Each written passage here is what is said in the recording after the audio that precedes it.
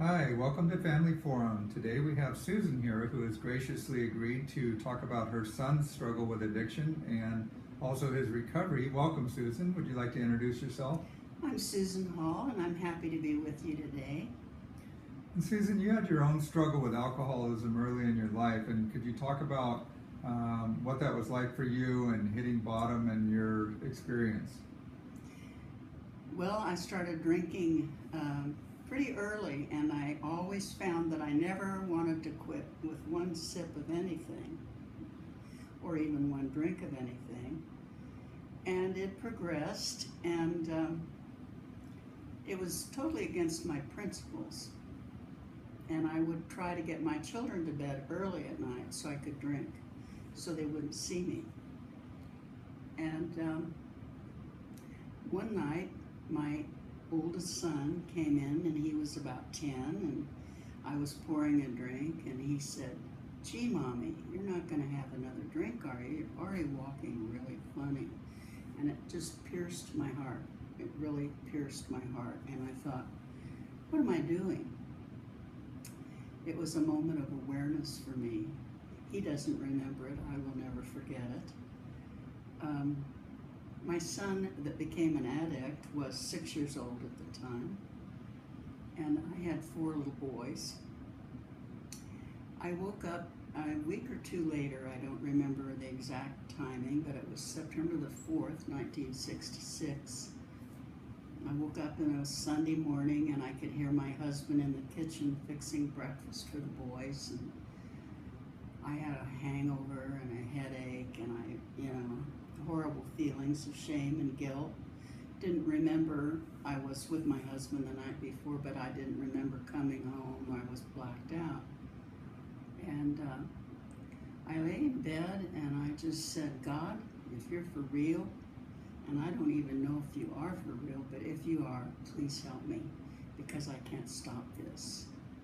And there was an immediate presence in the room with me. I cannot put it into words that are good enough to describe it, but there was an immediate presence and a feeling of being just bathed in love. I'd never felt loved. And I felt bathed in love, and I felt just total peace, and then a joy inside that I probably hadn't felt since I was just a small child. And I don't know how long that lasted. I knew that I knew that I knew that I never had to pick up another drink. And I said, "As long as you're at it, why don't you take the 2 packs of cigarettes a day?" And he did. I've never had to pick up either substance again. And I'm forever grateful for that. It changed my whole life. My life was upside down, and God turned it right side up. And can you talk about your early experiences emotionally in recovery and what it was like? You said you had 4 children at the time. You did get sober from alcohol and nicotine at the same time, but what was the first few years experience like for you emotionally and spiritually? The first few years, I was very hungry spiritually. I wanted to learn all I could. I had another child after I had gotten sober, and that was a joyful thing for me because I was sober and I could really enjoy him. I remember having hangovers with my other children and not really being there for them, and that was a terrible thing. And how did you cope with any feelings of shame and guilt from your drinking time? How did I cope with those feelings? Well, I would say through my Christian faith. Okay, and so that helped you Yes. with forgiving yourself? Yes. Okay. It took quite a while. And I used to really get out a baseball bat and beat myself up with it occasionally. And I remember being in church on Palm Sunday one year. And I sat down on the kneeler by the altar, and people were walking around the church, and I made a decision that if God had forgiven me, I needed to forgive myself. I was coping with life in the only way I knew how. I grew up with alcoholic parents, and they always functioned, but I do know that it's a hereditary disease. I didn't know that then. I knew there was something wrong in the family, but oh my. Discuss any fears that you had that your own children might develop addictive behavior or alcoholism. Well, I always prayed that the chain of addiction would be broken with me and not passed on to my children. And that was my prayer. And then all of a sudden I saw it coming with my son, Steve. Yeah, Stephen was your middle son, and Yes. if you can talk about some of the behaviors that you noticed before you ever started drinking and using. I think there was quite a crisis at age 8. Yes, at age 8, we moved to a different house, and we moved school districts. And we thought we were doing a really good thing for the boys. It was a better school district and yada, yada, yada, just we thought it was going to be good. And another baby was on the way, so we needed more room. It took him out of a neighborhood where he was very comfortable and put him down where there weren't any children right around. And put him into a depression. And I didn't know quite what to do about it. What were some of the signs that made you think he was depressed? He would sit and suck his thumb and rub his head. And he just was very needy. You were very needy. And that was it. You, I believe you took him to Chalk Hospital, Children's Hospital of Yes. Orange County in Yes. 1968. What was the outcome of that Well, meeting? they told us that he had low self-esteem and that he was hyperactive but very controlled for a hyperactive child and extremely bright. And did they offer medication or Oh, yes. counseling? Yes, they said to put him on Ritalin. And they sent my husband and I to this psychologist, and we went to one meeting, and we couldn't handle this woman. So, looking at the family system at that time and the other children in the family, was it a calm setting at home? Are you kidding? There was nothing calm about it. It was a constant uproar. Yes. Constant uproar. So, as Steve progressed in his behavior at the age of 12 or 13, did you notice any signs of possible drug and alcohol use? Yes, I did. He had very labile mood swings on Ritalin. It was terrible, horrible. And he,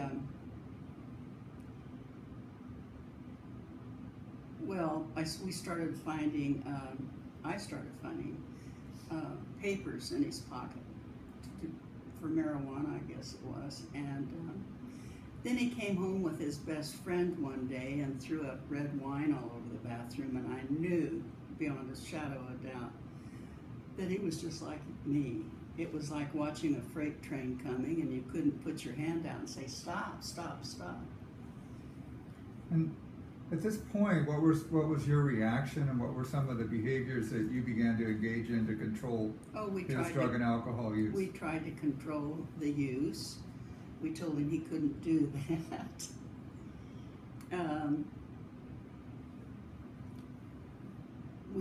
He got a driver's license, and I said to my husband, he has no business driving.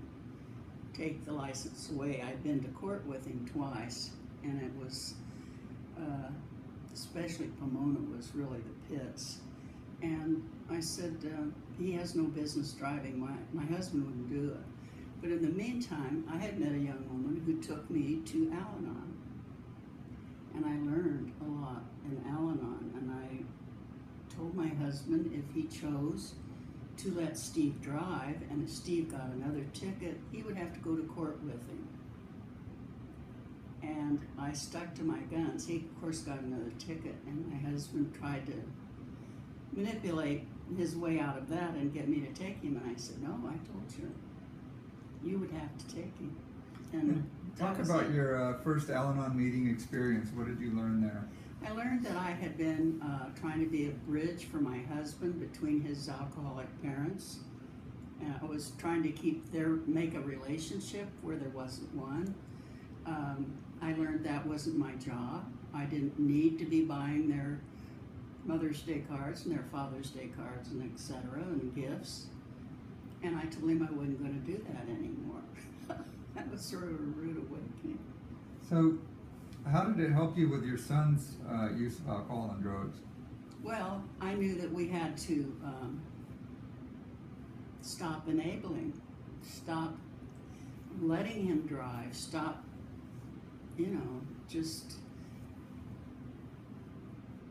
I just knew that what we were doing was wrong. It was totally wrong, that he was being enabled to keep using, and there were no consequences. You gotta have some consequences and let people hit their own bottom or suffer the consequences of what they're doing. And did you develop any obsession with Steve's behavior? Oh my, yes. Can you talk about what that's like? Well, it's just the constant focus. It's a constant worry. I used to go to church on Tuesday morning. They had a women's group. I would walk in. I would visualize putting Steve on the altar and leaving him there and letting God take care of the problem. But I'd always throw him back on my shoulder and walk out when I went home.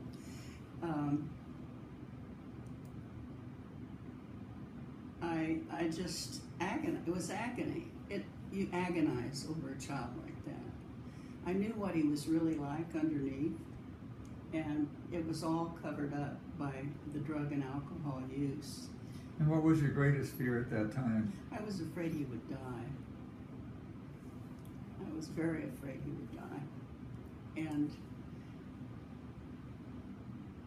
do you want me to tell about anointing his room? Yeah, you can talk about some of the interventions you did, but that one in particular is quite funny. Oh, I didn't think it was funny. I had two friends and they came over and we went out. We went to his room and we took holy oil. And we anointed his horrible posters, and we anointed his windowsill and the door jamb and everything else in the room. One woman that was with me was kind of my spiritual mother, and her kids had been wilder than anything. And she, she said, we do the windowsills, they'll crawl out. She went on.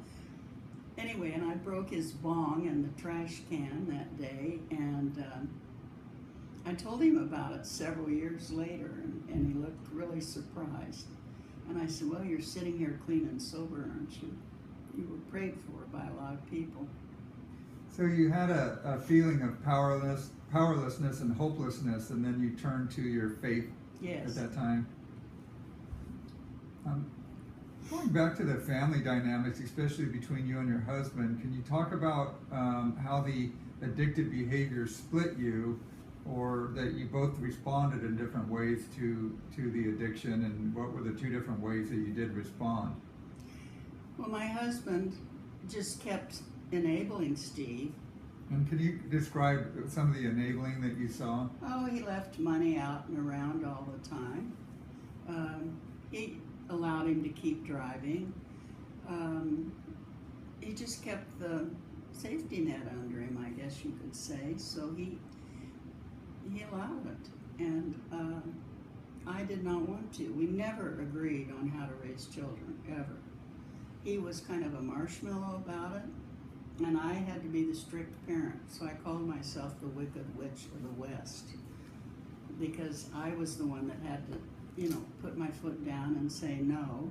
And he would, the kids would ask him something, and he'd say, well, go ask your mother, because he didn't want to say no to them.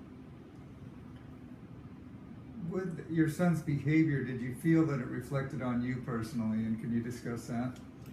I felt guilty about it because I felt like it was my fault. I felt like I had been a bad mother, and that you know, if I hadn't been a bad mother and an alcoholic, this wouldn't have happened to my son. So I took full responsibility for something that I really had no power over.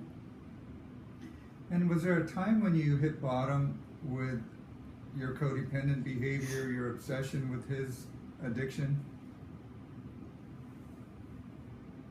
Yes, after we got him into a hospital treatment program, I spent a day being mad at God all day and saying, why? Because it looked very dark to me. I was still afraid that he would die. And so I stood in my family room finally at the end of that day and raised my fist up. And I said, God, if you're going to allow this, I'm standing on Romans 8:28, and I hope you're listening. All things work together for good to those who love God, who are called according to his purpose. And I'm expecting you to bring good out of this. In the local paper in the lower left-hand corner, that prayer for the day was pretty much the same thing. It was like God said, yeah, I heard you. And I think that I let go a lot that day. I struggled. And so that was a surrender for you. Yes. Yeah. When Steve was 19 years old, he moved to Palm Springs for 9 months. And can you talk about what you noticed when he came home from Palm Springs? When he came home, my husband and I took him out to lunch one day, and he made some veiled reference. I don't remember the exact words, but I said, I thought he was asking us for help in kind of a veiled way, but an indirect way, but that's what I thought about it. But I didn't pursue it. Did you feel like his addiction had progressed while he had been in Palm Springs? Yeah, but I tried to just put it on the back burner of my mind and not think about it. It was sort of a freedom. So when he returned home, do you feel like the enabling started again? Oh, yeah. I sure did. And when he was about to turn 21 years old, can you discuss what happened? Well, he had a ticket for possession of marijuana. And the sheriff came to the door of our house before 8 o'clock on a Sunday morning and asked for him. And my husband lied and said he wasn't home. And loaned him the money to pay off the ticket. And at that time, and he did pay the money back, by the way, but at that time, I looked him in the eye and I said, if the police ever come here and ask me if you're here and you're in trouble, I will not lie for you. I looked you right in the eye and I said, are you listening? And you said, yes. So 2 months later, I was out cutting roses for a women's tea I was going to have in a few days at my house, getting the house all nice and pretty. And 2 men drove up in plain clothes, an unmarked car, and they said, does Stephen Matthew Hall live here? And I said, yes. And they said, we have a warrant for his arrest. And I said, he's right inside there. So they came out of the house with him. He'd been working the night before. They came out of the house with him, and he looked at me, and he said, Mom, what are you going to do? And I said, I really don't know. And they left and took him to jail. And I went in the house, and I was sobbing my heart out. Called a friend of mine from church, and she prayed with me on the phone and tried to get hold of my husband, and I couldn't reach him. Finally, I talked to his secretary, and I said, have him call home. And so he finally called, and I told him Steve was in Anaheim jail. And he said, what do you want to do about it? And I said, I think we should at least leave him there all day and let him think about what's going on in his life. So he said, all right, when I come home for dinner, we'll decide what to do about it. So he came home for dinner, and we decided to bail him out of jail. I was afraid he'd be raped in jail. I didn't know what would happen to him. I was very frightened about it. So we went down and bailed him out of jail. You never seen such a smile. Everybody's so happy. And we brought him home and used that as a means of intervening with him and telling him that he had to go into treatment. Now, my husband did not want to send him to treatment yet. He said, well, he hasn't finished this semester of school. And I said, he doesn't go most of the time. He's flunking everything except the sexual class that he enjoys. And my husband said,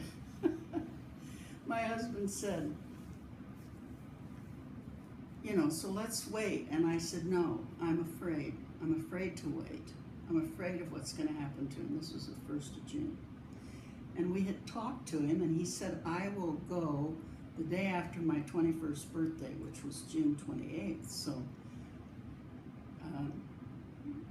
we went over to, I called Father Paul, my pastor, and he sent us to La Habra Hospital. And we went over there and talked to this wonderful lady. And my husband told her all that he had to say about it. And, you know, he thought we could wait a while and blah, blah, blah. And then she turned to me and she said, and what do you think? And I burst into tears and I said, I don't think he might live that long. I think he might not live that long. And she said, you're right. So the next morning I took Steve to the hospital and got him admitted to the Habra Hospital for their treatment.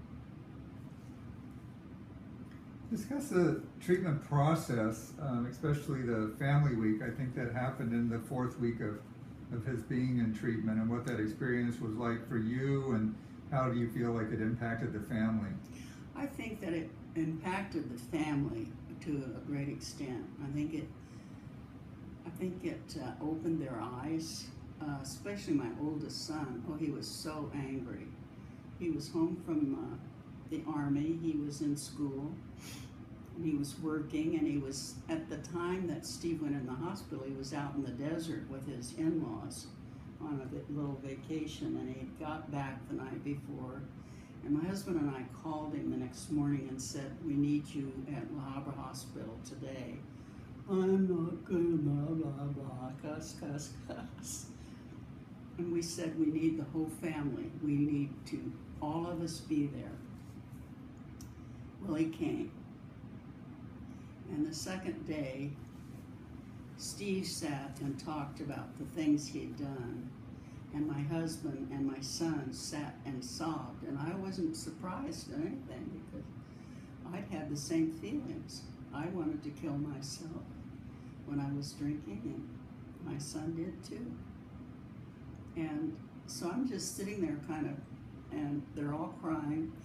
And then he had to go around to each one of them. And my oldest son stood up and he sobbed and he said, I had no idea how sick you were. I'm so sorry. I'm so sorry. And it changed the whole perspective of the family, I think, on the disease. I don't think they really, I think they just thought he was just being a bad boy, you know. And it just, we all started kind of shifting. But nobody wanted to stay in recovery, except Steve and I did. But, you know, my husband didn't think he needed to. He wasn't even admitting that his parents were alcoholic, and his brothers were both alcoholic. And he had an addiction of his own that he hid. None of that came out. It was still a big secret. And, but it spurred me. I had never gone to AA. I'd been sober 15 years. The treatment made me realize that I had never dealt with the thinking and feeling part of the disease of alcoholism. I cut off the drinking, but the other part, the repercussions of growing up in an alcoholic family, none of that, I hadn't dealt with that. And I realized I needed to go to AA, and I started going to AA. and went to aftercare at the hospital. The rest of them all dropped off fast from doing that. But I knew that I had to keep on recovering. And that's what I made a vow to do. Your son relapsed after treatment, shortly after leaving treatment, and that relapse lasted for 1.5 years. And what was going on for you during that time? During that time, I was in school, and I was in school to become a drug and alcohol counselor. And I almost quit. I talked to some of my friends in the class because I found out he was using. Never drank alcohol again, but was into marijuana and coke and I don't know what, mushrooms, I don't know what all. And I just thought if I couldn't pick that up, he hid it from me. If I couldn't pick that up, I really couldn't do that kind of work. And my friends in the class talked me into staying. And Steve came to me one night, and one day, and he made a veiled reference to something about 30 days. And I said, "Are you trying to tell me that you relapsed?" "Yeah." "I went back to AA last night." I said, "Well," and he said, "What about the insurance? Will it cover me for detox?" And I said, "No, you're too old. It won't cover you anymore. You're going to have to tough it out." And his first grade teacher, who was a good friend of mine and a recovering alcoholic, was in the meeting. I'll never forget this.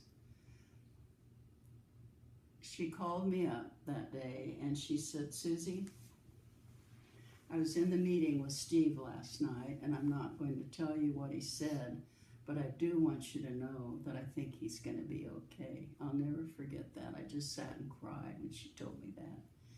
It was wonderful. She was such a support to me. And so he started going and doing what he needed to do and getting well. And